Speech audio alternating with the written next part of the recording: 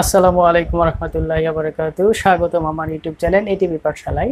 আমি সাজ্জাদ, আশা করছি সবাই ভালো আছো। আমিও আলহামদুলিল্লাহ ভালো আছি। আজকে আলোচনা করতে চাই এই ভিডিওটাতে এইচএসসি জুলজি বইয়ের পঞ্চম অধ্যায় শ্বসন এবং শ্বাসক্রিয়া অর্থাৎ রেসপিরেশন অ্যান্ড ব্রেথিং নিয়ে।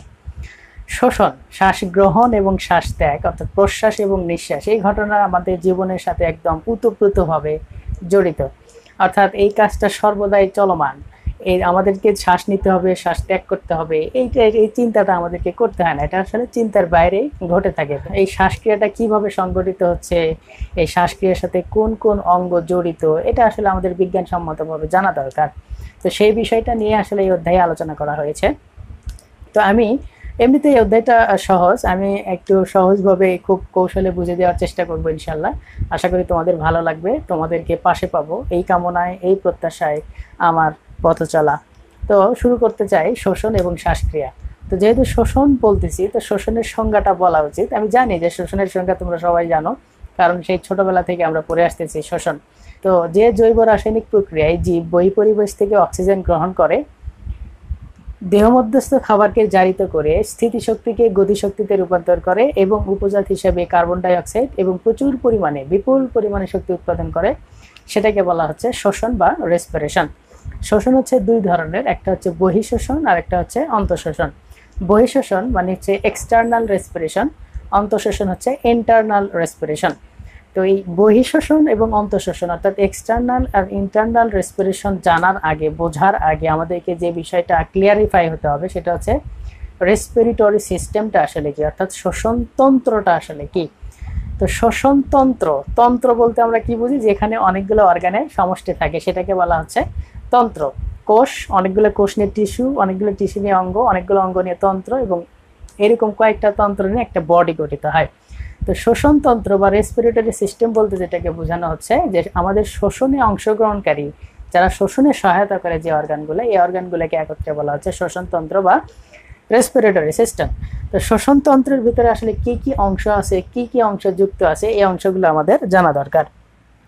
তো আমি যদি ছোট্ট করে বলতে চাই, আমাদের এই শ্বসন তন্ত্র, যেটা শ্বসন তন্ত্র, শ্বসনতন্ত্র, এই শ্বসনতন্ত্র আমাদের যে যে অংশগুলো নিয়ে গঠিত, তার ভিতরে প্রথমে আছে হচ্ছে বহিঃনাসা রন্ধ্র বা বহিঃনাসা ছিদ্র, যেটাই বলো। এরপরে যেটা আছে সেটা হচ্ছে ভেস্টিবিউল, ভেস্টিবিউল। এরপরে আছে হচ্ছে নাসা গহ্বর। এরপরে হচ্ছে পশ্চাৎ নাসা রন্ধ্র। এরপরে আছে নাসা গলবিল। এই নাসা গলবিলের পরে একটা গুরুত্বপূর্ণ অংশ থাকে, যেটা হচ্ছে স্বরযন্ত্র বা যেটাকে বলা হয় ল্যারিংস। এরপরেই থাকে হচ্ছে ট্রাকিয়া বা শ্বাসনালী, এটাও একটা গুরুত্বপূর্ণ অংশ, ট্রাকিয়া বা শ্বাসনালী। এরপরে আছে হচ্ছে ব্রঙ্কাস, এরপরে আছে হচ্ছে ব্রঙ্কাস, ব্রঙ্কাসের পরে আছে হচ্ছে ফুসফুস, যেটা আমাদের শ্বসনের প্রধান অঙ্গ। ফুসফুসের পরে আছে হচ্ছে ব্রাঙ্কিয়াল বা এটাকে বলা হচ্ছে শ্বসন বৃক্ষ।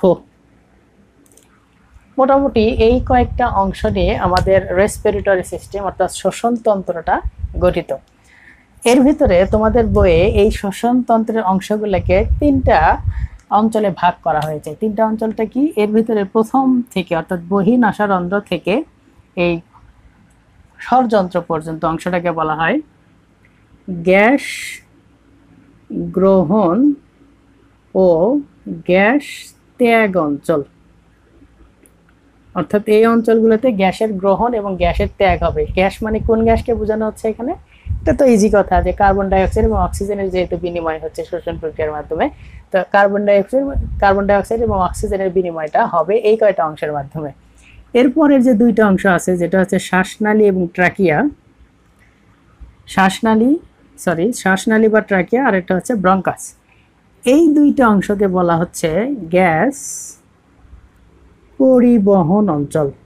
অর্থাৎ এই অঞ্চল দুটো, অর্থাৎ আমাদের শ্বাসনালী বা ট্রাকিয়া এবং ট্রাকিয়ার পরে যে দুটো অংশ থাকে, সেটা হচ্ছে ব্রঙ্কাস বা এটা ব্রঙ্কাই বহু বচনে, এই দুইটা অঞ্চল হচ্ছে গ্যাস পরিবহনে সহায়তা করে, অর্থাৎ অক্সিজেন এবং কার্বন ডাই অক্সাইড নিয়ে যাইতে সহায়তা করে। এবং ফাইনালি শেষে যে দুইটা আছে, যেটা হচ্ছে ফুসফুস এবং ব্রাঙ্কিয়াল বা শ্বসন বৃক্ষ, এই দুইটাকে বলা হচ্ছে শ্বসন অঞ্চল। অর্থাৎ এখানেই মূলত আমাদের শ্বসনের মেইন কাজটা সম্পন্ন হয়ে থাকে। এই মোটামুটি তিনটা অঞ্চলে এই শ্বসনতন্ত্রের অংশগুলো থাকে। এর ভিতরে আমি যদি একটু ব্যাখ্যা করতে চাই যে বহিনাসারন্ধ্রটা আসলে কি। বহিনাসারন্ধ্র হচ্ছে বাইরে থেকে যে নাকের যে ছিদ্রটা দেখতে পাই বাইরে থেকে, এটাকে বলা হচ্ছে বহিনাসা ছিদ্র। আমি যদি একটু দেখাতে চাই, ঘটনাটা এইরকম। এই যে একটা বহিনাসা ছিদ্র, এই আর একটা হচ্ছে বহিনাসা ছিদ্র, অর্থাৎ বাইরে থেকে যে ছিদ্রটা আমরা দেখতে পাই সেটাই হচ্ছে বহিনাসা ছিদ্র। এই বহিনাসা ছিদ্র মাঝখানে একটা কি থাকে দেখো, সেপ্টাম থাকে, ব্যবধায়ক থাকে। সেপ্টাম হচ্ছে ব্যবধায়ক। তো যেহেতু নাকের ভিতরে এই সেপ্টামটা থাকে, সেহেতু এই সেপ্টামকে বলা হয় নেসাল সেপ্টাম। এখন ভেস্টিবিউল কি, নাসা ছিদ্র, বহিনাসা ছিদ্রের যে পরের অংশটা আছে সেটাই হচ্ছে ভেস্টিবিউল। ভেস্টিবিউলে কিছু লোম থাকে। এই ভেস্টিবিউল, এই নাসা ছিদ্রের পরের অংশ হচ্ছে ভেস্টিবিউল। এই ভেস্টিবিউলে কিছু লোম যুক্ত থাকে। এই লোমগুলোর কি কাজ? লোমগুলোর কাজ হচ্ছে যদি কোনো অবাঞ্ছিত বস্তু, আমরা যখন প্রশ্বাস নেই অর্থাৎ শ্বাস গ্রহণ করি, তখন তো শুধুমাত্র বাতাসই আমাদের নাকের ভিতর দিয়ে প্রবেশ করে না, তাই না? বহি পরিবেশে বিভিন্ন ধরনের জীবাণু বলো, বিভিন্ন ধরনের ধুলাবালি, ওয়েস্ট ম্যাটেরিয়ালস, অনেক পদার্থ আমাদের এই নাকের ভিতর দিয়ে প্রবেশ করে। কিন্তু সরাসরি প্রবেশ করে যদি আমাদের শ্বাসনালী আমাদের ফুসফুসে চলে যেত, তাহলে সেটা তো আমাদের জন্য অনেক ক্ষতিকর। তো এই অবাঞ্ছিত বস্তুগুলাকে আসলে ধরে রাখার জন্য এখানে কিছু লোম থাকে। এই লোমগুলো আসলে কি করে? লোমগুলো যে অবাঞ্ছিত বস্তুগুলোকে ধরে রাখার চেষ্টা করে, যাতে সেটা আমাদের শ্বাসনালী এবং ফুসফুসে যেতে না পারে। এরপরে নাসা গহ্বর। নাসা গহ্বরে আসলে দুইটা বিশেষ জিনিস পাওয়া যায়। সেটা হচ্ছে, একটা পাওয়া যায় হচ্ছে মিউকাস আবরণ। এখানে কিছু মিউকাস পদার্থ পাওয়া যায়। দেখবা আমাদের নাকের ভিতরের যে অংশটা, এই অংশটা সবসময় ভেজা ভেজা থাকে, এটা কখনোই শুকিয়ে যায় না। তো এই ভেজা ভেজা থাকার পিছনে কারণ হচ্ছে আমাদের নাসা গহ্বরে মিউকাসটা থাকে। মিউকাস থাকার কারণে যেটাকে বলা হয় শ্লেষ্মা, এই শ্লেষ্মা জাতীয় পদার্থটা এখানে থাকে, সেই জন্য আমাদের এটা সবসময় ভেজা ভেজা থাকে। এরপরে আমাদের নাসা গহ্বরে আরেকটা জিনিস থাকে, সেটা হচ্ছে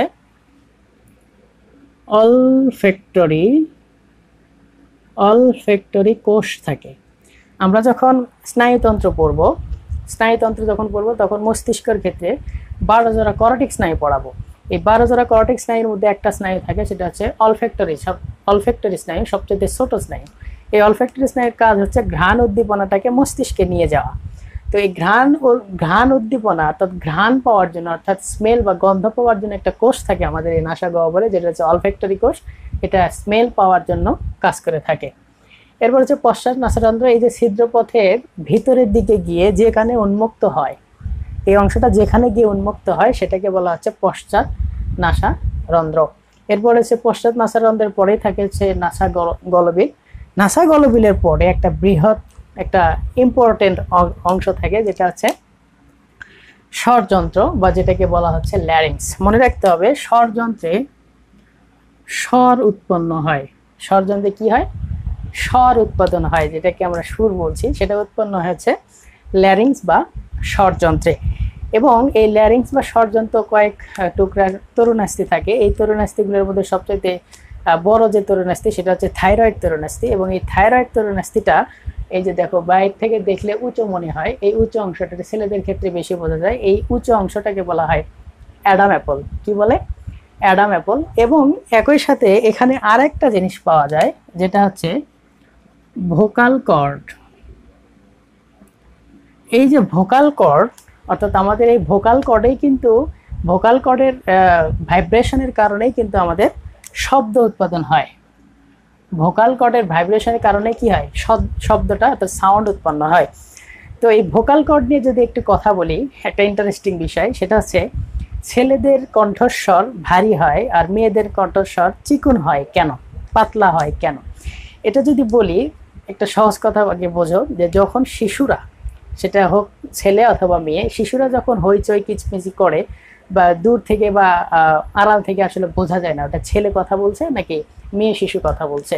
আসলে ডিফাইন করাটা অনেক কঠিন হয়ে পড়ে। কিন্তু যখন একটা ছেলে বা একটা মেয়ে যখন বয়সন্ধিকালে পৌঁছে, তখন ফোনেই বলো, আড়ালেই বলো, কিংবা তুমি দেখতে পাচ্ছ না এমন জায়গা থেকে যদি কোনো মেয়ে কথা বলে, তো আসলে আমি যদি শুনতে পারি তাহলে আমি বুঝতে পারবো যে ওই পাশ থেকে একটা মেয়ে কথা বলছে অথবা একটা ছেলে কথা বলছে। এটার পিছনে রিজনটা কি? রিজন হচ্ছে এই যে ভোকাল কর্ড। ভোকাল কর্ড ছেলেদের ক্ষেত্রে, ছেলেরা যখন বয়সন্ধিকালে আসে তখন ভোকাল কর্ডটা বেশি পুরু হয়ে যায়, মোটা হয়ে যায়। এই বেশি পুরু হওয়ার কারণে আমাদের সাউন্ডটা মোটা হয়ে যায়। কিন্তু মেয়েদের ক্ষেত্রে কি হয়, এটা পুরু হয় না, আগের অবস্থাতেই থাকে, সামান্য পুরু হয়ে যায়। তাই এই জন্য তাদের যে সাউন্ডটা, তাদের যে শব্দটা, তাদের যে কথা বলাটা, এটা চিকনটা পাতলা থাকে। আমি একটা উদাহরণ দিতে পারি। সেটা কি, তোমরা অনেকেই গিটার বাজাও, আমি জানি যে তোমাদের ভিতরে অনেকেই গিটারিস্ট আছে। আচ্ছা, কে কে গিটারিস্ট আছে আমাকে জানিও, দরকার আছে। আচ্ছা, তো এই যে যারা গিটারিস্ট, গিটারে দেখবা যে গিটারে মোটা তার চিকন তার থাকে না? তো মোটা তারে যখন ভাইব্রেশন করা হয় তখন দেখবা অনেক মোটা সাউন্ড পাওয়া যায়, কিন্তু যখন চিকন তারে ভাইব্রেট করা হয় তখন অনেক তীক্ষ্ণ পাতলা সাউন্ড পাওয়া যায়। তো ওই তারের সাথেই আমাদের ভোকাল কর্ডের কিছু মিল আছে। ভোকাল কর্ড আমাদের বেশি পুরু, তাই সাউন্ড বেশি মোটা। ওখানে বেশি মোটা তার ছিল, তাই সাউন্ডটাও মোটা হয়। আর তারটা চিকন, তীক্ষ্ণ সাউন্ড হয়। তো মেয়েদের ভোকাল কর্ডটা হয়ে থাকে কম পুরু, তাই তাদের সাউন্ডটাও হয়ে থাকে পাতলা বা তীক্ষ্ণ। তো এই হচ্ছে ভোকাল কর্ডের কথা। এরপরে স্বরযন্ত্র। আচ্ছা, স্বরযন্ত্রে আরেকটা কথা বলতে হয় যে আমাদের স্বরযন্ত্রে এপিগ্লোটিক্স নামক একটা অংশ থাকে। এপিগ্লোটিক্স হচ্ছে আমাদের শ্বাসনালীতে খাদ্য যেন প্রবেশ করতে না পারে সেই কাজটা করে থাকে হচ্ছে এপিগ্লোটিক্স। এরপরে যেটা বলবো সেটা হচ্ছে ইম্পর্টেন্ট খুব, সেটা হচ্ছে শ্বাসনালী বা ট্রাকিয়া। এই যে শ্বাসনালী বা ট্রাকিয়া, এই শ্বাসনালী বা ট্রাকিয়া নিয়ে যদি একটু কথা বলি আমি। আচ্ছা, শ্বাসনালী বা ট্রাকিয়া নিয়ে যদি একটু কথা বলি, এই যে এটা হচ্ছে আমাদের শ্বাসনালী। হ্যাঁ, ধরে নাও এটা আমাদের শ্বাসনালী। শ্বাসনালী সাধারণত 12 সেন্টিমিটার লম্বা হয়ে থাকে। কত সেন্টিমিটার? 12 সেন্টিমিটার। এবং মাঝখানের যে লুমেনটা আমি যদি একটু দেখাতে চাই, এই যে দিক থেকে আসলে বায়ুটা যাওয়া আসি করে, যে পথে লুমেন, ভিতরের লুমেন, যে এই লুমেনের পুরুত্বটা হচ্ছে 2 সেন্টিমিটার পুরু। ঠিক আছে, এই দুইটা কথা অবশ্যই মনে রাখতে হবে। এরপরে আমাদের শ্বাসনালী বা ট্রাকিয়াতে সি আকৃতির কিছু তরুণাস্থি থাকে। এই যে সি আকৃতির কিছু তরুণাস্থি থাকে, অর্থাৎ তরুণাস্থি দ্বারা আসলে বিভক্ত থাকে। এই তরুণাস্থিগুলোর সংখ্যা থাকে হচ্ছে এখানে প্রায় 16 থেকে 20টি, এবং সেগুলো আবার কি, সি আকৃতির, দেখতে সি এর মতো। এবং এই সির উপরের যে ফাঁপা জায়গাটা দেখতে পাচ্ছ, এই ফাঁপা জায়গাতে কিছু পেশি দ্বারা যুক্ত থাকে, এটাকে পেশি দ্বারা আটকিয়ে রাখে। সুতরাং আমরা বলতেই পারি যে আমাদের শ্বাসনালীটা গঠিত হয় হচ্ছে পেশি এবং তরুণাস্থির সমন্বয়ে। তরুণাস্থির সংখ্যাটা থাকে হচ্ছে 16 থেকে 20টা, এবং তরুণাস্থির যে আকৃতি হয় সেটা হচ্ছে সি আকৃতির, এবং সি আকৃতির উপরের যে ফাঁপা অংশটা থাকে সেই অংশটা পেশি দ্বারা যুক্ত থাকে। ভেরি ইম্পর্টেন্ট কথা, সেটা হচ্ছে আমাদের শ্বাসনালীতে কিছু সিলিয়া থাকে। সিলিয়া কি? সিলিয়া হচ্ছে চুলের মতো কিছু অংশ, একদম সূক্ষ্ম অংশ।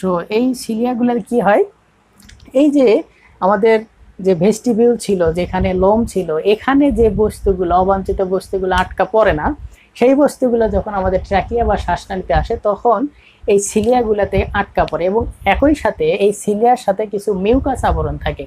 তো মিউকাস আবরণ এবং সিলিয়া একসঙ্গে থাকার কারণে অবাঞ্ছিত কোনো বস্তু আসলে সেটা এখানে আটকে পড়ে এবং প্রচণ্ড হাঁচি কাশির মাধ্যমে সেটা বাইরে বের করে দেওয়ার চেষ্টা করে। এই জন্যই আসলে আমাদের ফুসফুসটা সুরক্ষিত থাকে অবাঞ্ছিত বস্তু থেকে। একই সাথে আরেকটা কথা, সেটা হচ্ছে আমাদের যে ট্রাকিয়া, এই ট্রাকিয়াটা কিন্তু চুপসে যায় না, সব সময় খোলা অবস্থায় থাকে। যদি এটা চুপসে যেত তাহলে আমাদের শ্বাস প্রশ্বাস নিতে প্রবলেম হইতো না, এই জন্য চুপসে যায় না। আরেকটা কথা মনে রাখা লাগবে, সেটা হচ্ছে আমাদের শ্বাসনালী এবং যে অন্ননালী অর্থাৎ ইসোফেগাস ক্যানেল এবং ট্রাকিয়া, এই দুইটা কিন্তু পাশাপাশি অবস্থান করে। আমাদের যে খাদ্যনালী অর্থাৎ ইসোফেগাস ক্যানেল এটা কিন্তু চুপসানো থাকে। যখন খাদ্য আমরা গলাৎকরণ করি তখন সংকোচন প্রসারণের মাধ্যমে খাদ্যটা উপর থেকে নিচের দিকে যায়, যেটাকে আমরা পেরিস্টালসিস বলছি। কিন্তু ওটা কিন্তু চুপসানো থাকে, খাদ্য গ্রহণের পরে সংকোচন প্রসারণের মাধ্যমে পেরিস্টালসিস প্রক্রিয়ায় খাদ্যটা নিচের দিকে যায়। কিন্তু আমাদের যে ট্রাকিয়া, এই ট্রাকিয়াটা কিন্তু চুপসে যায় না, সবসময় খোলা অবস্থায় থাকে। তার পিছনে আরেকটা রিজন হচ্ছে এখানে মিউকাস আবরণ থাকে, এটাও একটা কারণ। এই জন্য আমাদের শ্বাসনালীটা সবসময় খোলা থাকে এবং এটা চুপসে যায় না। যদি আলোচনা করতে চাই ব্রঙ্কাস, ব্রঙ্কাসটা কি? ব্রঙ্কাস হচ্ছে এই যে শ্বাসনালীর পরের যে অংশ, শেষ অংশ যখন দুইটা অংশে ভাগ হয়ে যায়, এই দুইটা অংশকে বলা হচ্ছে ব্রঙ্কাস। কি বলা হচ্ছে? ব্রঙ্কাস। দুইটা ব্রঙ্কাস, একটা হচ্ছে বাম ব্রঙ্কাস, একটা হচ্ছে ডান ব্রঙ্কাস। বাম ব্রঙ্কাস বাম ফুসফুসে প্রবেশ করে, এবং মনে রাখতে হবে আমাদের বাম ফুসফুসটা কিন্তু একটু ছোট, কারণ হৃৎপিণ্ড অবস্থান করে, এবং ডান ফুসফুসটা একটু বড় হয়ে থাকে। ডান ফুসফুস তিনটা লোব থাকে, এবং বাম ফুসফুসে দুইটা লোব থাকে। তো আমাদের যে বাম ব্রঙ্কাস, এই বাম ব্রঙ্কাস ফুসফুসের ভিতরে দুইটা অংশে প্রবেশ করে, এবং যে ডান ব্রঙ্কাস এটা কিন্তু তিনটা অংশে, অর্থাৎ তিনটা অংশে প্রবেশ করে থাকে, অর্থাৎ তিনটা লোবে প্রবেশ করে থাকে। যেহেতু ব্রঙ্কাস বলতেছি, ব্রঙ্কাস কিন্তু এক বচন, এটি যেহেতু দুইটা ব্রঙ্কাস আছে, সুতরাং ব্রঙ্কাসের বহুবচন হচ্ছে ব্রঙ্কাই। মনে রাখতে হবে, হ্যাঁ।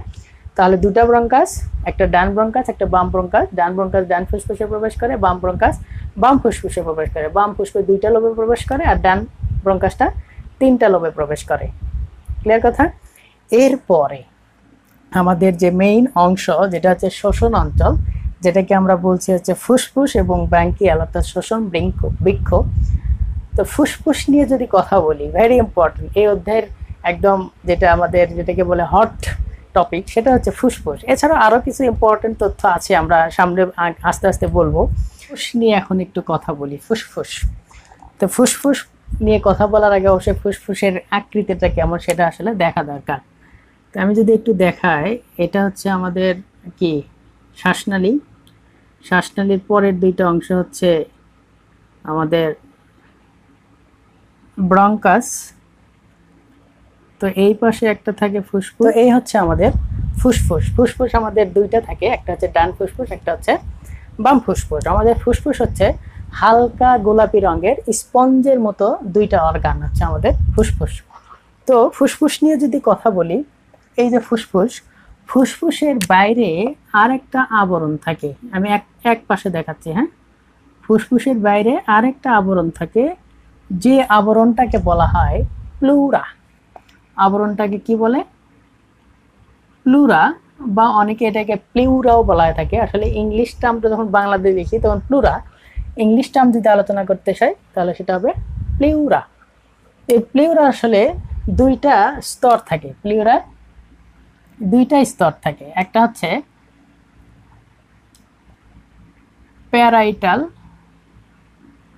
প্যারাইটাল প্লুরা বলা হয় এটাকে, আরেকটা আছে হচ্ছে ভিসেরাল প্লুরা।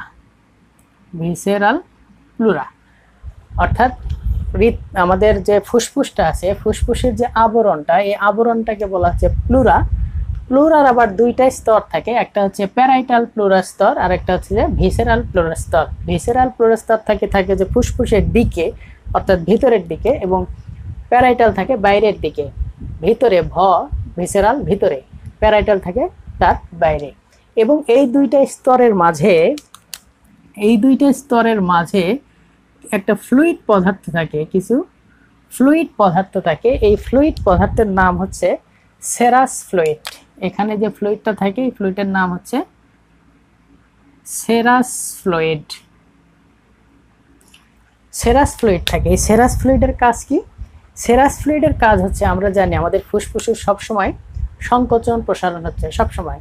তো এই সংকোচন প্রসারণ হওয়ার সময় এই যে এর বাইরের যে প্রাচীরটা আছে, প্যারাইটাল এবং ভিসেরালের যে প্রাচীর, এই প্রাচীরটার ভিতরে ফ্লুইডটা থাকার কারণে দুইটা প্রাচীর যখন সংকোচন প্রসারণ হচ্ছে, দুইটা প্রাচীর সংঘর্ষ হয় না।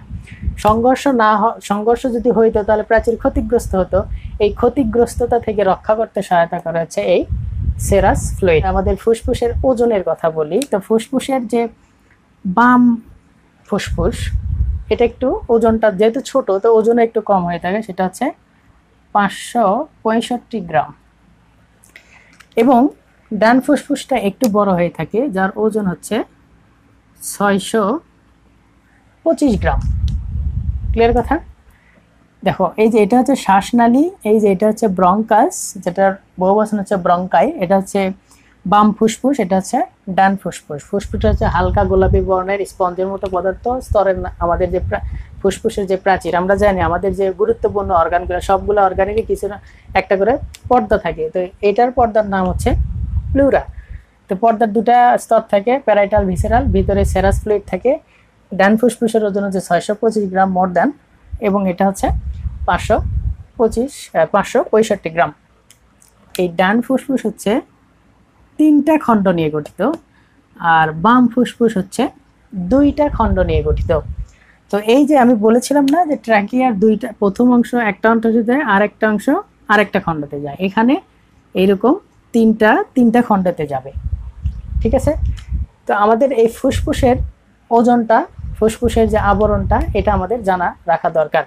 আমাদের যে ডান ফুসফুসের 3টা লোব থাকে এবং বাম ফুসফুসের 2টা লোব থাকে। এই যে 2টা লোব, এটা হচ্ছে 3টা লোব। ঠিক আছে? 3টা লোব, এগুলা পরবর্তীতে আবার লুবিওলে ভাগ হয়ে যায়। মনে রাখতে হবে, ডান ফুসফুসের লোব হচ্ছে 3টা এবং লোবিউল হচ্ছে 10টা। লুবিওল। আমি এর আগেও বলেছি যে তোমাদের জুওলজিতে যে শেষে যদি যে অল শব্দটা পাও, তাহলে মনে রাখবা সেটা সবচাইতে ক্ষুদ্রতম একক। যেমন আর্টারিয়ল, তারপরে ভেরিয়ল, এরপর হচ্ছে এখানে আমরা পড়লাম লুবিওল, এরপরে পড়বো ব্রাঙ্কিওল। এটা হচ্ছে সবচাইতে ক্ষুদ্রতম অংশের ক্ষেত্রে অল শব্দটা ব্যবহার করা হয়। তো লোব হচ্ছে 3টা, সেই লোব যখন লুবিওলে ভাগ হয়ে যাচ্ছে, ডান ফুসফুসে 3টা লোব এবং 10টা লুবিওল থাকে, এবং বাম ফুসফুসে 2টা লোব এবং 8টা লুবিওল থাকে। কথাটা মাথায় রাখতে হবে। তো এই হচ্ছে ফুসফুস নিয়ে একটু কথাবার্তা। আচ্ছা, আরেকটা কথা বলতে হবে, সেটা হচ্ছে এই যে 2টা অংশে ভাগ হয়ে গেল বাম ফুসফুসে, এটা আবার ছোট ছোট অংশে ভাগ হয়ে যায়, অনেক ক্ষুদ্র ক্ষুদ্র অংশে ভাগ হয়ে যায়। এই পাশেও তাই হবে, ক্ষুদ্র ক্ষুদ্র অংশে ভাগ হয়ে যাবে। এই ক্ষুদ্র ক্ষুদ্র অংশের মাথায় কিছু গোলাকার বস্তু থাকে, এই গোলাকার বস্তুগুলোকে বলা হয় অ্যালভিউলাস। এই অ্যালভিউলাসের মধ্যেই মূলত গ্যাসের বিনিময় ঘটে, অর্থাৎ বাইরে থেকে যে অক্সিজেনটা গ্রহণ করি সেটা অ্যালভিউলাসের ভিতরে থাকে, এবং রক্তের ভিতর থেকে কার্বন ডাই অক্সাইড এবং অ্যালভিউলাসের ভিতরে যে অক্সিজেন থাকে, এটার আসলে ব্যাপন প্রক্রিয়ার মাধ্যমে আমাদের গ্যাসের বিনিময়টা সংগঠিত হয়, এবং সেটা হয় অ্যালভিউলাসে। সুতরাং অ্যালভিউলাসে যেহেতু গ্যাসের বিনিময় হচ্ছে, সুতরাং অ্যালভিউলাইয়ের গঠন এবং অ্যালভিউলাইয়ের ভিতরে কিভাবে গ্যাসের বিনিময় হয় এটা সম্পর্কে আমাদের জানা দরকার। অ্যালভিউলাস হচ্ছে আমাদের এই ফুসফুসের ভিতরে যে ব্রাঙ্কিউল আছে, ব্রাঙ্কিউলের মাথায় আঙ্গুরের থোকার মতো অবস্থান করে, এবং এটাকে যখন ব্যবচ্ছেদ বা প্রস্থচ্ছেদ করা হয়, অর্থাৎ ব্যবচ্ছেদ বা প্রস্থচ্ছেদ যেটাই বলো না কেন, যখন করা হয় তখন মৌমাছি চাকের মতো কিছু ঘর দেখা যায়। এবং অ্যালভিউলাসের যে প্রাচীরটা আমি যদি একটু দেখাতে চাই, এটা যদি একটা অ্যালভিউলাই হয়, এই অ্যালভিউলাসের যে প্রাচীরটা আছে, এই প্রাচীরটা অত্যন্ত সরু হয়ে থাকে, খুবই কম পুরু। এই পুরুর মানটা হচ্ছে 0.1 মাইক্রোমিটার।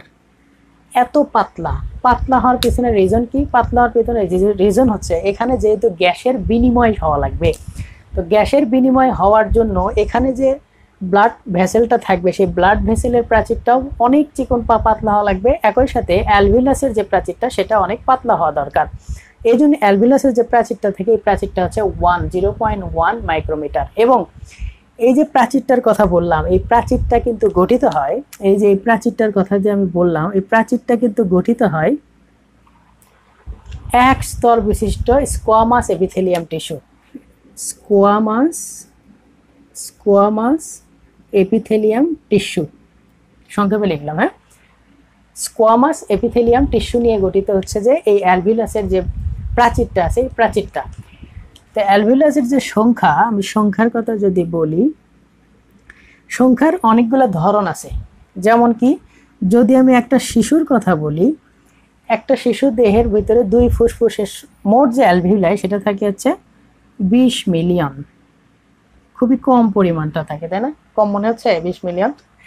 আচ্ছা, এরপরে যখন 8 বছর বয়স হয়ে যায় তখন একটা শিশুর দেহে এই অ্যালভিউলাসের সংখ্যা হয়ে যায় হচ্ছে 300 মিলিয়ন। 300 মিলিয়ন। এবং ফাইনালি একজন প্রাপ্ত বয়স্ক মানুষে, যেটা কি বলবো, প্রাপ্ত বয়স্ক মানুষে অ্যালভিউলাসের সংখ্যা হচ্ছে 800 মিলিয়ন। দেখো শিশু দিয়ে ছিল মাত্র 20 মিলিয়ন, মাত্র না। আচ্ছা, এরপরে 8 বছর বয়সে সেটা 300 মিলিয়ন হয়ে যায় এবং একজন যখন পূর্ণ বয়স্ক হয়ে যায়, অর্থাৎ এখন আমরা যেমন পূর্ণ বয়স্ক, অর্থাৎ বয়সন্ধিকালের পরের অংশটাকে বলা হচ্ছে, তখন একজন মানুষের 2 ফুসফুসে অ্যালভিউলাসের সংখ্যা হচ্ছে প্রায় 700 মিলিয়ন। বোঝা যাচ্ছে অনেক সংখ্যা কিন্তু। এবং এই এত সংখ্যা হওয়ার কারণে আসলে আমাদের যে গ্যাসের যে বিনিময়টা, এই গ্যাসের বিনিময়টা এত স্মুথলি হতে পারে, নচেত তো অনেক প্রবলেম ক্রিয়েট হয়ে যেত। তো কিভাবে এই অ্যালভিউলাসের ভিতর থেকে গ্যাসের বিনিময় হয় সেটা একটু বলবো। তার আগে একটা কথা বলবো, সেটা হচ্ছে এই অ্যালভিউলাসের ভিতরে একটা কোষ থাকে যেটাকে বলা হচ্ছে ম্যাক্রোফেজ কোষ। ম্যাক্রোফেজ কোষ নিয়ে আমরা আগেও পড়েছি, যখন রক্ত পড়েছিলাম সেখানে ম্যাক্রোফেজের কথা বলেছি, এবং আমরা দশম অধ্যায় যখন পড়বো তখনও ম্যাক্রোফেজের কথাটা আমরা জানবো। তো আমি একটু সংক্ষেপে বলি, ম্যাক্রোফেজ কি? ম্যাক্রোফেজ হচ্ছে জীবাণুগুলাকে ধ্বংস করার জন্য যে সেলগুলা, সেই সেলগুলাকে বলা হচ্ছে ম্যাক্রোফেজ। তো যেহেতু এই ম্যাক্রোফেজটা অ্যালভিউলাসের ভিতরে থাকে, সুতরাং এই ম্যাক্রোফেজকে বলা হয় অ্যালভিউলার ম্যাক্রোফেজ। এই অ্যালভিউলার ম্যাক্রোফেজের কাজ কি? যদি অ্যালভিউলাসের ভিতরে কোনো অবাঞ্ছিত বস্তু বা জীবাণু প্রবেশ করে, তাহলে সেই জীবাণুগুলোকে ধ্বংস করতে সহায়তা করে হচ্ছে এই ম্যাক্রোফেজ। এবং একই সাথে আরেকটা কথা মনে রাখতে হবে, এখানে বিশেষ ধরনের কিছু কোষ থাকে, বিশেষ ধরনের কিছু কোষ থাকে। এই কোষগুলা থেকে সৃষ্টি হয় হচ্ছে, আমি যদি একটু বলি যে বিশেষ ধরনের কোষ, এই বিশেষ ধরনের কোষগুলা থেকে সৃষ্টি হয় হচ্ছে সারফেক্ট্যান্ট। কি তৈরি হয়? সারফেক্ট্যান্ট। সারফেক্ট্যান্ট তৈরি হয় এই বিশেষ ধরনের কোষগুলা থেকে। সারফেক্ট্যান্ট কি? সারফেক্ট্যান্ট হলো ডিটারজেন্ট জাতীয় কিছু পদার্থ। কি? ডিটারজেন্ট। ডিটারজেন্ট জাতীয় কিছু পদার্থ। এই ডিটারজেন্ট জাতীয় কিছু পদার্থকে বলা হচ্ছে সারফেক্ট্যান্ট। এই সারফেক্ট্যান্ট খরিত হয় অ্যালভিউলাসের কিছু বিশেষ কোষ থেকে। সারফেক্ট্যান্টের কাজ কি? সারফেক্ট্যান্টের কাজ হচ্ছে এই যে অ্যালভিউলা ফোলা অবস্থায় থাকে, তো যদি সারফেক্ট্যান্ট না থাকতো অ্যালভিউলাটা চুপসে যেত। অ্যালভিউলাই যদি চুপসে যেত তাহলে আমাদের গ্যাসের বিনিময়, অর্থাৎ বাইরে থেকে যে অক্সিজেন নিচ্ছে সেটা আমাদের অ্যালভিউলাসে যে যাবে, অ্যালভিউলাসে গিয়ে যে অবস্থান করবে, এই অবস্থানটা আসলে করতে পারতো না। তো এই সারফেক্ট্যান্ট থাকার কারণে এটা চুপসে যায় না, সবসময় ফোলা অবস্থায় থাকে। এই সারফেক্ট্যান্ট এই ফোলা থাকাটাকে চুপসে যেন না যায় সেটার বিরুদ্ধে কাজ করেছে আমাদের এই সারফেক্ট্যান্ট। ভ্রূণ দেহ, আমাদের মাতৃগর্ভে যখন ভ্রূণ উৎপাদন হয়, এই ভ্রূণ উৎপাদনে যখন ভ্রূণের বয়স কত? 23 সপ্তাহ হয়। কত সপ্তাহ? 23 সপ্তাহ। ভ্রূণের বয়স যখন 23 সপ্তাহ, এই 23 সপ্তাহ পর্যন্ত এই সারফেক্ট্যান্ট আসলে ক্ষরণ হয় না। 23 সপ্তাহ বয়স যখন হয় একটা ভ্রূণের, সেই ভ্রূণ 23 সপ্তাহ বয়স পর্যন্ত সারফেক্ট্যান্ট ক্ষরণ করতে পারে না। ফলে সেই ভ্রূণকে স্বাধীনভাবে বেঁচে থাকার জন্য বিবেচনা করা হয় না। কিন্তু যখনই এইটার বয়স 24 সপ্তাহ হয়ে যায়, 24 সপ্তাহ বছর বয়স থেকে আসলে সারফেক্ট্যান্ট ক্ষরণ শুরু হয়ে যায়, তখন স্বাধীনভাবে বেঁচে থাকার জন্য বেঁচে থাকার হিসেবে সেটাকে বিবেচনা করা হয়। কিন্তু উন্নত বিশ্বে বা উন্নত দেশগুলোতে আসলে এটা 24 সপ্তাহ ধরা হয় না, অনেক দেশগুলোতে প্রায় 27-28 সপ্তাহ ধরা হয়। কেন? কারণ 24 সপ্তাহ বয়স থেকে সারফেক্ট্যান্ট ক্ষরণ মাত্র শুরু হইল, কিন্তু ওদের যে রেসপিরেটরি সিস্টেমটা, সেই রেসপিরেটরি সিস্টেমটা আসলে অত উন্নত হয় না, সেটা উন্নত হতে একটু সময় লাগে। সুতরাং তোমাদের বইয়ে যেহেতু দেওয়া আছে যে 23 সপ্তাহ বয়স পর্যন্ত সারফেক্ট্যান্ট ক্ষরণ হয় না, এটা মনে রাখতে হবে। 24 সপ্তাহতে অলরেডি শুরু হয়ে যায়। এটা হচ্ছে গেল অ্যালভিউলাসের যে গল্প স্বল্প। কিন্তু এখন যদি আমি একটু বলি যে অ্যালভিউলাসের ভিতরে আসলে কিভাবে গ্যাসের বিনিময় হয়, সেটা যদি একটু বলতে চাই, ঠিক আছে? এর বাইরেই একটা না বহুত রক্তজালক থাকে, রক্তজালিকা যেটাকে বলে, রক্তজালিকা থাকে, অর্থাৎ পালমোনারি ক্যাপিলারিস থাকে, অনেক থাকে। আমি একটা দিয়ে দেখাচ্ছি। হ্যাঁ, পালমোনারি ক্যাপিলারিস থাকে অনেক। তো আমরা জানি পালমোনারি ক্যাপিলারিসের মধ্যে কি আছে, রক্ত আছে। তো এই হচ্ছে ধরো এর ভিতরে কি আছে, ব্লাড আছে। কি ব্লাড আছে, সেই ব্লাডটা অক্সিজেনেটেড নাকি ডিঅক্সিজেনেটেড? অবশ্যই ডিঅক্সিজেনেটেড, অর্থাৎ এখানে কার্বন ডাই অক্সাইড সমৃদ্ধ ব্লাড থাকে। এবং আমরা যখন প্রশ্বাস নেই বাইর থেকে অ্যালভিলাসের ভিতরে অক্সিজেন কি করে, প্রবেশ করে। এখন বাইর থেকে যখন অ্যালভিলাসের ভিতরে অক্সিজেন প্রবেশ করতেছে তখন অক্সিজেনের, আমাদের এই অ্যালভিলাসের ভিতরে অক্সিজেনের ঘনত্বটা বেশি থাকে, কিন্তু আমাদের যে পালমোনারি ক্যাপিলারিস আছে এই পালমোনারি ক্যাপিলারিসের মধ্যে কি অক্সিজেনের ঘনত্ব কম না বেশি? অবশ্যই অক্সিজেনের ঘনত্বটা কম থাকে, কিন্তু অক্সিজেনের ঘনত্ব বেশি থাকে কোথায়, অ্যালভিলাসের ভিতরে। তো এখান থেকে ব্যাপন প্রক্রিয়ার মাধ্যমে, যেটাকে বলা হয় ডিফিউশন, ব্যাপন প্রক্রিয়ার মাধ্যমে অ্যালভিলাসের প্রাচীর ভেদ করে এটা পালমোনারি ক্যাপিলারিসের মধ্যে প্রবেশ করে। কোন প্রক্রিয়ায়? ব্যাপন। আমরা জানি ব্যাপন প্রক্রিয়াটা কি, যে বেশি ঘনত্ব থেকে কম ঘনত্বের দিকে ধাবিত হওয়া। তো যেহেতু এখানে ঘনত্ব বেশি, এখানে ঘনত্ব কম, সুতরাং অক্সিজেন পালমোনারি ক্যাপিলারিসের মধ্যে প্রবেশ করে। একইভাবে এই পালমোনারি ক্যাপিলারিসের মধ্যে কার্বন ডাই অক্সাইডের ঘনত্ব বেশি থাকে, এখানে কার্বন ডাই অক্সাইডের ঘনত্ব কম থাকে। সুতরাং এখানেও ব্যাপন প্রক্রিয়ার মাধ্যমে কার্বন ডাই অক্সাইডটা এই অ্যালভিউলাসের ভিতরে প্রবেশ করে এবং পরবর্তীতে এটা কার্বন ডাই অক্সাইড পরিবেশে মুক্ত হয়। সেই মুক্ত হওয়ার প্রসেসটা একটু পরে বলতেছি। এখানে আমাদের অ্যালভিউলাসের ভিতরে আসলে কি ঘটনাটা ঘটে, এই যে অ্যালভিউলাসের ভিতরে এই ঘটনা, তো ব্যাপন প্রক্রিয়ার মাধ্যমে অ্যালভিউলাসের প্রাচীর ভেদ করে ব্যাপন প্রক্রিয়ার মাধ্যমে অক্সিজেন এবং কার্বন ডাই অক্সাইডের বিনিময় হয়। বৃত্ত নিয়ে যদি একটা আলোচনা করতে চাই, শারীরবৃত্ত। শোষণের শারীরবৃত্ত বলতে বোঝানো হচ্ছে, আমি প্রথম যে বলেছিলাম যে শোষণ দুই ধরনের, একটা হচ্ছে এক্সটার্নাল রেসপিরেশন আর একটা হচ্ছে ইন্টারনাল রেসপিরেশন। তো এই এক্সটার্নাল রেসপিরেশন এবং ইন্টারনাল রেসপিরেশন কিভাবে সংগঠিত হচ্ছে এই ঘটনাটাকেই বলা হচ্ছে শোষণের শারীরবৃত্ত। তো শোষণটা আসলে কয় ধরনের? এই যে শোষণটা হচ্ছে দুই ধরনের, একটা হচ্ছে বহিঃশ্বসন আর একটা হচ্ছে অন্তঃশ্বসন। অর্থাৎ একটা হচ্ছে ইন্টারনাল রেসপিরেশন আর একটা হচ্ছে এক্সটার্নাল রেসপিরেশন। ইন্টারনাল রেসপিরেশন হচ্ছে যেটা দেহের ভিতরে সংগঠিত হয়, অর্থাৎ কোষের ভিতরে যে রেসপিরেশনটা সংগঠিত হয় সেটাকে বলা হচ্ছে সেলুলার রেসপিরেশন, এবং কোষের বাহিরে যে রেসপিরেশনটা সংগঠিত হচ্ছে সেটাকে বলা হচ্ছে এক্সটার্নাল রেসপিরেশন। একটা হবে কোষের ভিতরে অর্থাৎ দেহের ভিতরে হইলে সেটা হচ্ছে অন্তঃশ্বসন, আর যদি সেলের বাইরে হয় অর্থাৎ দেহের বাইরে হয়, দেহের বাইরে বলতে কিন্তু এরকম না আমার দেহের বাইরে এরকম না, কিন্তু যে বহিঃপরিবেশ থেকে আসবে ফুসফুসে যাবে, ফুসফুস থেকে আবার বহিঃপরিবেশে মুক্ত হবে, সেটাই কিন্তু বহিঃশ্বসন বা এক্সটার্নাল রেসপিরেশন। আমি যদি ইন্টারনাল এবং এক্সটার্নাল রেসপিরেশনটা একটা ফ্লো চার্টের মধ্যে দেখাতে চাই তাহলে কি ঘটনা হবে দেখো। বহিঃশ্বসনের কথা যদি আমি বলি, তো বহিঃশ্বসনের মাধ্যমে আমরা কি করি, প্রথমে বাইরে থেকে অক্সিজেনটা কি করি, গ্রহণ করি। কোথা থেকে? পরিবেশ থেকে। তাহলে লেখো পরিবেশ। এই হচ্ছে পরিবেশ থেকে আমরা কি গ্রহণ করি, অক্সিজেন গ্রহণ করি। সেই অক্সিজেনটা কোথায় যায়? অক্সিজেনটা সরাসরি যায় হচ্ছে বিভিন্ন অংশের মাধ্যমে। কোথায় যায়? ফুসফুসে যায়, সিম্পলি। তো ফুসফুসে যখন যাচ্ছে আমাদের অক্সিজেন যখন ফুসফুসে যাচ্ছে, ফুসফুসে যাওয়ার পরে কি হয়, এই যে অ্যালভিউলাসে দেখছিলাম যে গ্যাসের বিনিময় হবে, কারণ ফুসফুসে যে অক্সিজেনটা যাচ্ছে সেই অক্সিজেনটা আমাদের অ্যালভিউলাসে যায়। অ্যালভিউলাসে যাওয়ার পরে সেই অক্সিজেনটা রক্তের সাথে এক্সচেঞ্জ হয়ে যায়। তার মানে ফুসফুসে যে অক্সিজেনটা গেল সেই অক্সিজেনটা কোথায় যাবে? সেই অক্সিজেনটা যাবে হচ্ছে রক্তে। অক্সিজেনটা কোথায় যাবে? রক্তে যাবে। তো রক্তে যখন অক্সিজেন গেল, আমাদের যে শাসনিক বস্তু জারিত হয়, আমি শোষণের সংজ্ঞাতে বলেছিলাম বহিঃপরিবেশ থেকে অক্সিজেন করে দেহ মধ্যস্থ খাবারগুলোকে জারিত করে।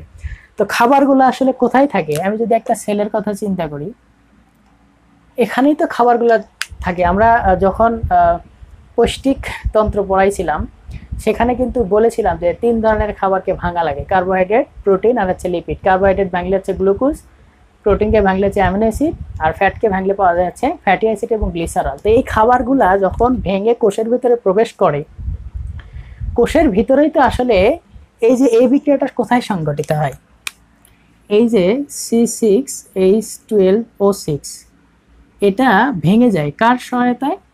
অক্সিজেনের সহায়তায়। ভেঙে কি তৈরি করে? ভেঙে তৈরি করে অক্সিজেন আর প্রচুর পরিমাণে এটিপি, তাই তো? সরি, অক্সিজেন কেন, কার্বন ডাইঅক্সাইড, তাই না? এই যে গ্লুকোজ অক্সিজেনের সহায়তায় ভেঙে কার্বন ডাইঅক্সাইড এবং এটিপি যে তৈরি হচ্ছে, এটা কোথায় হয়? এটা হয় হচ্ছে আমাদের সেলের ভিতরে। তো এই যে আমাদের সেলের ভিতরে অর্থাৎ কোষের ভিতরে খাবার আছে, তো এই খাবারটাকে জারিত করার জন্য কি লাগবে? অক্সিজেন লাগবে। এই যে সেই অক্সিজেন রক্তের মাধ্যমে বাহিত হবে, রক্তের মাধ্যমে বাহিত হয়ে এই রক্তের মাধ্যমে যখন অক্সিজেনটা বাহিত হয়ে কোথায় যাবে? আমাদের কোষে যাবে। তাহলে বহিঃপরিবেশ থেকে অক্সিজেন গ্রহণ করে ফুসফুসে গেল, সেই অক্সিজেন রক্তে গেল, রক্তে গিয়ে কোষের ভিতরে গিয়ে কোষের ভিতরে যে খাবারটা আছে সেই খাবারটাকে কি করে? ভাঙে। ভাঙার ফলে কি বের হবে? কার্বন ডাইঅক্সাইড বের হয়। এখন সেই কার্বন ডাইঅক্সাইড কোষ থেকে কোথায় যাবে? এই যে কোষ থেকে কার্বন ডাইঅক্সাইড বের হলো, এখন কোষ থেকে কার্বন ডাইঅক্সাইড যে বের হচ্ছে এটা কোথায় যাবে? রক্তে যাবে। কারণ কোষ থেকে যখন কার্বন ডাইঅক্সাইড বের হচ্ছে, রক্তের মাধ্যমেই তো গ্যাসের বিনিময়টা হয়, অক্সিজেনের বিনিময় হবে, আবার কার্বন ডাইঅক্সাইডের বিনিময়টাও রক্তের মাধ্যমেই হচ্ছে। কারণ ওই কার্বন ডাইঅক্সাইড যখন রক্তে আসবে, সেই রক্ত আবার সেই অ্যালভিউলাসে যাবে, অ্যালভিউলাসে গিয়ে সেখানে আবার গ্যাসের বিনিময় হবে। তো এই কোষ থেকে কার্বন ডাইঅক্সাইড কোথায় আসতেছে? আবার রক্তে আসবে। রক্ত থেকে এই কার্বন ডাইঅক্সাইড কোথায় যাবে? আবার ফুসফুসে যাবে। ফুসফুস থেকে সেই কার্বন ডাইঅক্সাইডটা কোথায় যাবে? বহিঃপরিবেশে মুক্ত হবে। সিম্পল কথা। অর্থাৎ বহিঃপরিবেশ থেকে অক্সিজেন ফুসফুস, ফুসফুস থেকে রক্ত, রক্ত থেকে কোষ, কোষ থেকে কার্বন ডাইঅক্সাইড বের হয়ে রক্তে যাচ্ছে, রক্ত থেকে আবার ফুসফুসে যাচ্ছে, ফুসফুস থেকে আবার বহিঃপরিবেশে মুক্ত হচ্ছে। এই দুইটা কিন্তু একসাথে, অন্তঃশোষণ বহিঃশোষণ দুটাই ঘটেছে। কোথায় বহিঃশোষণ ঘটে? এই যে দেখো এইটুকু অংশ, এখানে যদি আমি সেপারেট করে যাই, এইটুকু অংশ হচ্ছে বহিঃশোষণ এবং এইটুকু অংশ হচ্ছে অন্তঃশোষণ। কিভাবে? দেখো, বহিঃপরিবেশ থেকে কি নিছিল? অক্সিজেন নিছিল, সেটা কোথায় গেছে? ফুসফুসে গেছে। ফুসফুস থেকে যখন কার্বন ডাইঅক্সাইড আবার পরিবেশে আসবে, এই ঘটনাটা কি ভিতরে ঘটতেছে? বহিঃপরিবেশ থেকে নিচ্ছে, ফুসফুসে যাচ্ছে, ফুসফুস থেকে আবার বাইরে আসতেছে। এটাই কিন্তু এক্সটার্নাল রেসপিরেশন। আর ইন্টারনাল রেসপিরেশনে কি হচ্ছে? দেখো, ফুসফুস থেকে যে অক্সিজেন ফুসফুসে গেল, ফুসফুসের অ্যালভিউলাসে যাবে, সেখান থেকে কিন্তু অক্সিজেনের বিনিময় হয়ে অর্থাৎ গ্যাসের বিনিময় হয়ে অক্সিজেনটা রক্তে যাবে, রক্তের মাধ্যমে সেটা আবার কোষে যাবে। কেন কোষে যাবে? কারণ কোষেতে শক্তিগুলা অর্থাৎ কোষে যে খাবারগুলো আছে এগুলাকে ভাঙা লাগবে, তো ভাঙার জন্য অক্সিজেন লাগে। তো সেই অক্সিজেনটা কোষে যাবে, ভাঙবে, ভাঙার পরে তৈরি করবে হচ্ছে কার্বন ডাইঅক্সাইড আর প্রচুর পরিমাণে শক্তি। সেই কার্বন ডাইঅক্সাইড কোষ থেকে বের হয়ে আবার রক্তে যাবে। কেন? কারণ যখন রক্তে যাচ্ছে সেই রক্তটা আবার ফুসফুসে যাবে, সেখানে গিয়ে আবার কি হবে? গ্যাসের বিনিময় হবে। অর্থাৎ এই প্রক্রিয়াটা অলওয়েজ চলমান আছে। তো রক্ত থেকে কোষে যাচ্ছে, কোষ থেকে কার্বন ডাইঅক্সাইড আবার রক্তে যাচ্ছে, এইটাই হচ্ছে ইন্টারনাল রেসপিরেশন বা অন্তঃশোষণ। এখন একটা ভেরি ইম্পর্টেন্ট কথা, এই দুইটার অর্ধেক কিন্তু, এটা অর্ধেক এইটা অর্ধেক, কোনোটা ছাড়া কোনোটা কিন্তু সংগঠন হতে পারবে না। অর্থাৎ বহিঃশোষণ হইলো চুপ আছে, অন্তঃশোষণ হলো তারপরে চুপ হয়ে আছে, এরকম কিন্তু ঘটনাটা ঘটবে না। অর্থাৎ বহিঃশোষণ এবং অন্তঃশোষণ দুইটা কিন্তু একসঙ্গে ঘটে। আমরা কেমিস্ট্রিতে যেমন পড়েছিলাম না, জারণ বিজারণ বিক্রিয়া, জারণ ছাড়া জারণ এবং বিজারণ দুইটা একসাথে ঘটে, যুগোৎপদ বিক্রিয়া, ঠিক এইটাও কিন্তু একসঙ্গে হবে। অন্তঃশোষণ বহিঃশোষণ কোনোটা একটা হয়ে থেমে থাকবে আর দুটা অলওয়েজ চলতে থাকবে। এটাই হচ্ছে শোষণের শারীরবৃত্ত। আশা করি বুঝাইতে পেরেছি। শ্বাস নিঃশ্বাস কার্যক্রম, প্রশ্বাস নিঃশ্বাস কার্যক্রম, এই টপিকটাকে নিয়ে যদি আলোচনা করি, অর্থাৎ এটাকে বলা হচ্ছে ভেন্টিলেশন মেকানিজম। ভেন্টিলেশন মেকানিজম সেটা হচ্ছে শ্বাস প্রশ্বাস অর্থাৎ প্রশ্বাস নিঃশ্বাস প্রক্রিয়া। এই প্রশ্বাস নিঃশ্বাস প্রক্রিয়াটা আসলে কিভাবে সংগঠিত হয়? আসলে আমাদের শারীরিক কিছু পরিবর্তনের মাধ্যমে, যেটা হচ্ছে অভ্যন্তরীণ এবং বাহ্যিক কিছু পরিবর্তনের মাধ্যমে আসলে শ্বাস এবং প্রশ্বাস, এই প্রশ্বাস এবং নিঃশ্বাস এই ক্রিয়াটা সংঘটিত হয়। আমরা যদি নর্মালি চিন্তা করি, আমরা যখন নিঃশ্বাস নিচ্ছি, নিঃশ্বাস তো নেওয়া যায় না, প্রশ্বাস, আমরা যখন প্রশ্বাস নিচ্ছি কি কি পরিবর্তন হচ্ছে, এই পরিবর্তনগুলোর মাধ্যমে আসলে আমরা শ্বাসটা গ্রহণ করি এবং ছেড়ে দেওয়ার পরে কি পরিবর্তন হচ্ছে সেইটা আসলে আমি একটু ব্যাখ্যা করতে চাই। আচ্ছা, তোমাদের বইয়ে দুইটা ছবি দেওয়া আছে, ছবিটা যদি একটু মনোযোগ দিয়ে দেখো তাহলে মনে হয় আরো সহজে বুঝতে পারবা। তো আমি ছবিটা আঁকাচ্ছি না, ফ্লো চার্টের মাধ্যমে তোমাদেরকে একটু দেখাবো আসলে কিভাবে এই প্রশ্বাস নিঃশ্বাস কার্যক্রমটা সংগঠিত হয়। তো এই প্রশ্বাস নিঃশ্বাস কার্যক্রম সংগঠন হওয়ার জন্য তোমাকে দুইটা কথা মনে রাখতে হবে। কথা নাম্বার 1, সেটা হচ্ছে ডায়াফ্রাম। ডায়াফ্রাম যেটার বাংলা হচ্ছে মধ্যচ্ছদা। এই একটা জিনিস। আরেকটা জিনিস মনে রাখা লাগবে, সেটা হচ্ছে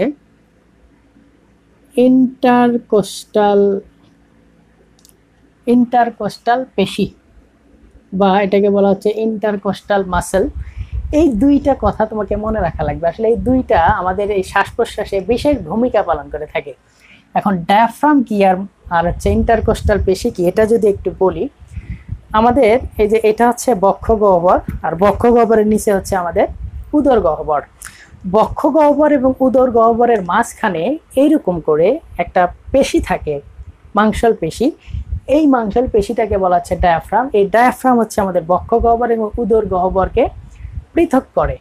আর ইন্টারকোস্টাল পেশি কি, এই যে আমাদের বক্ষ গহ্বর, যেটা আমরা বুকের খাঁচা বলি, এখানে স্টারনাম থাকে, স্টারনামের সাথে যুক্ত হয়ে রিবগুলো থাকে, রিব অর্থাৎ পরশুকাগুলো যে থাকে, এই পরশুকার ভিতরে একটা পরশুকা আরেকটা পরশুকার মাঝখানে কিছু পেশি থাকে। এই পেশিগুলোকে বলা হচ্ছে ইন্টারকোস্টাল মাসল বা ইন্টারকোস্টাল পেশি। আমি যদি একটা সহজ ছবির মাধ্যমে একটু দেখাই, এই যে ধরো এটা একটা সিম্পল শেপ, ঠিক আছে, ওকে। এই যে এই জায়গাতে থাকে হচ্ছে আমাদের সেই ডায়াফ্রাম, যেটাকে বলা হচ্ছে মধ্যচ্ছদা, এবং এই যে এইখানে থাকে হচ্ছে স্টারনাম। স্টারনামের সাথে আমাদের যে রিব অর্থাৎ পরশুকাগুলা থাকে, এইভাবে পরশুকাগুলা লাগানো থাকে 12 জোড়া, অর্থাৎ 24টা পরশুকা থাকে এখানে। আমরা যখন এই জুলজি বইয়েরই যখন হাড় হাড্ডি নিয়ে পড়াশোনা করব, অস্থি তরুণাস্থি এগুলো নিয়ে পড়াশোনা করব, তখন এই থোরাসিক কশেরুকা অর্থাৎ বক্ষের ভিতরে যে কশেরুকা থাকে 12 জোড়া, এই কশেরুকা নিয়ে পড়াশোনা করব। তো এখন আপাতত শুধু মনে রাখো যে ডায়াফ্রাম হচ্ছে উদর গহ্বর এবং বক্ষ গহ্বরকে পৃথক করে, এবং স্টারনামের সাথে আমাদের রিবগুলা যুক্ত থাকে। এই রিবগুলার মাঝখানে কিছু পেশি থাকে। এই রিবগুলার মাঝখানে কি থাকে? পেশি থাকে। এই পেশিগুলাকেই বলা হচ্ছে ইন্টারকোস্টাল পেশি বা রিবের ভিতরের পেশি, এগুলোকে বলা হচ্ছে ইন্টারকোস্টাল পেশি। এই দুইটা কথা মনে রাখো। এখন আমি বলেছি যে প্রশ্বাস নিঃশ্বাস কার্যক্রম, প্রথমে আসলে প্রশ্বাস কিভাবে সংগঠিত হয়। এই হচ্ছে প্রশ্বাস। প্রশ্বাসটা সংগঠিত হওয়ার সময় আমাদের শরীরের কি কি পরিবর্তন হয়, সেই পরিবর্তনগুলো যদি আমি একটু দেখাই। প্রথমে যে ঘটনাটা ঘটে সেটা হচ্ছে এই ডায়াফ্রাম পেশির সংকোচন হয়। ডায়াফ্রাম পেশি কি হয়? সংকুচিত হয়। তো ডায়াফ্রাম পেশিটা এইভাবে থাকে, যখন সংকুচিত হয় সেটা একটু নিচে নেমে আসে। তো এটা এইভাবে আসে, এই পেশিটা একটু কি করবে, এই যে ধরো নিচে নেমে আসছে, ডায়াফ্রামটা একটু নিচে নেমে আসে। তো ডায়াফ্রাম যখন নিচে নেমে আসলো, এইটুকু যদি আমি চিন্তা করি, এর যে দৈর্ঘ্য, এর থেকে দৈর্ঘ্যটা বেড়ে গেছে না, ছিল তো এই পর্যন্ত। তো যখন ডায়াফ্রামটা সংকুচিত হইল, তখন নিচের দিকে যখন নেমে আসলো, তখন এর যে দৈর্ঘ্যটা ছিল, এই যে দৈর্ঘ্যটা, এই দৈর্ঘ্যটা বেড়ে গেছে না। তার মানে যখন ডায়াফ্রাম পেশি সংকুচিত হচ্ছে, তখন আমাদের বক্ষটা দৈর্ঘ্যে বৃদ্ধি পাচ্ছে। সুতরাং ডায়াফ্রাম পেশির সংকোচন হবে, আমাদের দৈর্ঘ্যে বৃদ্ধি পাবে। এবং তারপরে যে ঘটনা হবে, এই যে পরশুকাগুলো আমাদের রিবগুলো আছে না, পরশুকাগুলা, এই পরশুকাগুলা মূলত এইভাবে অবস্থান করে। হ্যাঁ, এইভাবে পরশুকাগুলা এইভাবে অবস্থান করে। তো যখন আমাদের এই ডায়াফ্রামটা সংকুচিত হচ্ছে, ফলে দৈর্ঘ্য যখন বৃদ্ধি পাচ্ছে, তখন পরশুকাগুলা আমাদের যে ইন্টারকোস্টাল পেশি বলছি না, ইন্টারকোস্টাল পেশিগুলো সংকুচিত হয়ে যায়। তো ইন্টারকোস্টাল পেশি যখন সংকুচিত হয়ে যায় তখন রিবগুলা এইরকম হয়ে যায়। আচ্ছা, রিবগুলা একটু উপরের দিকে উঠে আসে। তো রিবগুলা যখন উপরে উঠে আসে তখন রিবের যে আয়তনটা আছে, এই আয়তনটা বেড়ে যায়। অর্থাৎ যখন ডায়াফ্রাম সংকুচিত হলো তখন দৈর্ঘ্যে বৃদ্ধি পাচ্ছে, এবং ইন্টারকোস্টাল পেশি যখন সংকুচিত হচ্ছে তখন আয়তনে বৃদ্ধি পাচ্ছে, অর্থাৎ প্রস্থেও বৃদ্ধি পাচ্ছে। তখন ঘটনাটা কি করছে, এই যে আমি প্রশ্বাস নিলাম, প্রশ্বাস নেওয়ার ফলে ডায়াফ্রামটা নিচের দিকে নেমে যায়, সংকুচিত হয়, আমাদের বুকটা কি হয়, ফুলে ওঠে না। তো এই বুকটা ফুলে ওঠার পিছনে রিজন হচ্ছে ইন্টারকোস্টাল পেশি যখন সংকুচিত হয়, এই যে রিবগুলো উপরের দিকে উঠে আসে তখন আয়তনে বৃদ্ধি পায়। তাহলে আমি যদি ফ্লো চার্ট দেখাতে চাই তাহলে কি হবে, প্রথমে কি হয়েছে, ডায়াফ্রামের সংকোচন, ডায়াফ্রামের কনস্ট্রাকশন, ডিসি লিখলাম। হ্যাঁ, কনস্ট্রাকশন মানে হচ্ছে সংকোচন। ডায়াফ্রামের যদি সংকোচন হয়, ডায়াফ্রামের সংকোচন হলে কি হবে, ডায়াফ্রামের যে টেন্ডনটা আছে সেই টেন্ডনটা নিচের দিকে নেমে আসবে, যে নিচে নেমে আসছে টেন্ডন নিচে নামে। টেন্ডন যখন নিচে নামতেছে তখন আমাদের ইন্টারকোস্টাল পেশি কি হচ্ছে, এই হচ্ছে আইসি লিখলাম। হ্যাঁ, ইন্টারকোস্টাল পেশি, এই ইন্টারকোস্টাল পেশিও কি হচ্ছে, সংকোচন হচ্ছে। ইন্টারকোস্টাল পেশি যখন সংকোচন হচ্ছে তখন ইন্টারকোস্টাল পেশিগুলো একটু উপরের দিকে উঠে আসে। উপরের দিকে যখন উঠে আসে তখন আমাদের বক্ষ গহ্বরটা প্রস্থেও বৃদ্ধি পায়। তার মানে আমাদের বক্ষ গহ্বরটা প্রস্থে বৃদ্ধি পায়, যেটাকে বলতেছি বুক ফুলে ওঠে, বুক ফুলে ওঠে। ঠিক আছে।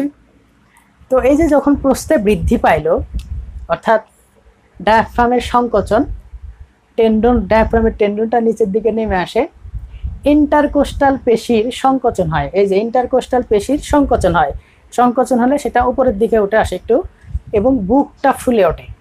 বুকটা যখন ফুলে ওঠে তখন আমাদের কি ঘটনা ঘটে, এই যে বুকটা যখন ফুলে উঠলো তখন বুকের ভিতরের ফাঁপা জায়গাটা বেড়ে গেল না।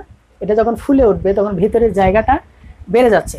ভিতরের জায়গা যদি বেড়ে যায় তখন ফুসফুসের ভিতরের চাপটা কম থাকে, ফুসফুসের ভিতরের চাপ কম থাকে। তো ফুসফুসের ভিতরের যখন চাপ কম থাকবে তখনই বাইরে থেকে অক্সিজেনটা ফুসফুসে প্রবেশ করবে। তাহলে ফুসফুসে চাপ কম, ফুসফুসে চাপ কম, এবং তখন বাহির থেকে অক্সিজেনটা প্রবেশ করে, এবং আমাদের প্রশ্বাস যেটা, সেই প্রশ্বাসটা সংগঠিত হয়। তাহলে আরেকবার বলি, ডায়াফ্রাম পেশির সংকোচন, টেন্ডনগুলো নিচে নেমে আসে, ইন্টারকোস্টাল যে পেশিগুলো আছে পেশিগুলো সংকুচিত হয়, ফলে বুকটা ফুলে ওঠে, আয়তনে বৃদ্ধি পায়। বৃদ্ধি পাওয়ার কারণে এর ভিতরের যে জায়গাটা ছিল আমাদের পরশুকার নিচের যে জায়গাটা, সেটা একটু বড় হয়ে যায়। বড় হওয়ার কারণে ফুসফুসে বাতাসের চাপ কম থাকে, ফলে বাইরে থেকে অক্সিজেন প্রবেশ করে এবং আমাদের প্রশ্বাস সংগঠিত হয়। এর পরের উল্টা ঘটনাই হচ্ছে নিঃশ্বাস। মনে রাখতে হবে, নিঃশ্বাস একটা নিষ্ক্রিয় প্রক্রিয়া।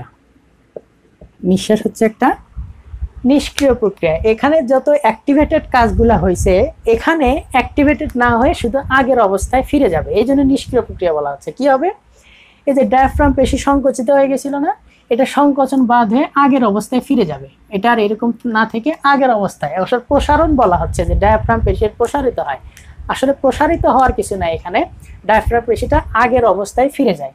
তো ডায়াফ্রাম পেশি যদি আগের অবস্থায় ফিরে যায় তাহলে ডায়াফ্রামের যে টেন্ডনটা ছিল সেই টেন্ডনটা উপরের দিকে উঠে যাবে, অর্থাৎ আগের অবস্থায় ফিরে যাবে। ইন্টারকোস্টাল পেশি যে সংকুচিত ছিল, তো ইন্টারকোস্টাল পেশিগুলো আগের অবস্থায় চলে যাবে। তো ইন্টারকোস্টাল পেশি যদি আগের অবস্থায় চলে যায় তাহলে কি হবে, রিবগুলো আবার নিচের দিকে, অর্থাৎ আগের অবস্থায় ফিরে যাবে। আগের অবস্থায় যদি ফিরে যায়, আগে যে বক্ষটা বড় হয়েছিল তখন এখন বক্ষটা কি হয়ে যাবে, ছোট, অর্থাৎ আগের অবস্থায় চলে যাবে, এবং ফুসফুসে তখন বাতাসের চাপটা বেশি থাকবে। প্রশ্বাসের ক্ষেত্রে ফুসফুসে চাপটা বেশি ছিল, কম ছিল, সেই জন্য বাইরে থেকে প্রবেশ করেছিল বাতাস। কিন্তু নিঃশ্বাসের ক্ষেত্রে ফুসফুসের ভিতরেই বাতাসের চাপটা বেশি থাকবে, ফলে ফুসফুসের ভিতরে যে বাতাসটা আসলে সেটা বাইরে চলে যাবে এবং সেটাই হচ্ছে নিঃশ্বাস। দ্যাট মিনস প্রশ্বাসের ঠিক উল্টা ঘটনাগুলো ঘটবে হচ্ছে নিঃশ্বাসে। কি হবে? ডায়াফ্রাম পেশির প্রসারণ হবে, এই হচ্ছে ডায়াফ্রাম পেশির রিল্যাক্সেশন। ডায়াফ্রাম পেশির প্রসারণ হবে মানে আগের অবস্থায় ফিরে যাবে। টেন্ডনটার কি হবে? টেন্ডনটাও আগের অবস্থায় চলে যাবে, অর্থাৎ যেটাকে আমরা প্রসারণ বলতেছি। এবং ইন্টারকোস্টাল পেশি এটাও কি হবে? আগের অবস্থায় চলে যাবে, অর্থাৎ যেটাকে আমরা প্রসারণ বলতেছি। ফলে কি হবে? আমাদের যে প্রস্থে বৃদ্ধি পেয়েছিল প্রস্থটা কমে যাবে, অর্থাৎ আগের অবস্থায় চলে আসবে। ফলে কি হবে? ফুসফুসে বাতাসের যে চাপটা ছিল এই চাপটা বেশি থাকবে। তো বাতাসের চাপ যদি বেশি থাকে বাইরের থেকে, তখন এখান থেকে এই কার্বন ডাই অক্সাইড যে গ্যাসটা ছিল সেই গ্যাসটা নিঃশ্বাসের মাধ্যমে বাইরে বের হয়ে যাবে। তো এই হচ্ছে প্রশ্বাস নিঃশ্বাস কার্যক্রম। আমি একদম সহজভাবে সাবলীল ভাষায় খুব সিম্পলভাবে বোঝানোর চেষ্টা করেছি, আশা করি তোমরা বুঝতে পেরেছো। তারপরেও যদি কোনো প্রবলেম থাকে তো কমেন্ট বক্সে আমাকে জানিও, আমি এটার উপরে হয়তো তোমাদের প্রবলেম যদি থাকে তাহলে আমি আরেকটা ভিডিও বানাই এটা সলভ করে দেওয়ার চেষ্টা করব। তবে আমি যত সহজভাবে বলেছি আসলে ঘটনাটা খুব সহজভাবেই সংগঠিত হয়। শুধু নিঃশ্বাস আমরা এরকম নিঃশ্বাস আর প্রশ্বাস যে নিলাম, নিয়ে কতক্ষণ বসে থাকতে পারবো? খুব বেশিক্ষণ কি পাবো? একটা সার্টেন সময় পরে আমি আপনি সেটাকে কি করব? ছেড়ে দিব। তো এটা ধরে রাখা এবং ছেড়ে দেওয়া এটা বেশিক্ষণের কাজ না, এবং এটা আচ্ছা স্বতঃস্ফূর্তভাবে সবসময় চলতেই আছে। আসলে শ্বাস প্রশ্বাস নিয়ে কি আমাদেরকে চিন্তা করতে হয় যে আমি তো শুয়ে আছি, ঘুমায় যাব, শ্বাসটা নিতে পারবো তো, এরকমই চিন্তা করতে হয়? অবশ্যই না। এটা কিন্তু তুমি ঘুমের মধ্যে থাকো, যে অবস্থাতেই থাকো না কেন, এই শ্বাস প্রশ্বাসটা অলওয়েজ চলমান।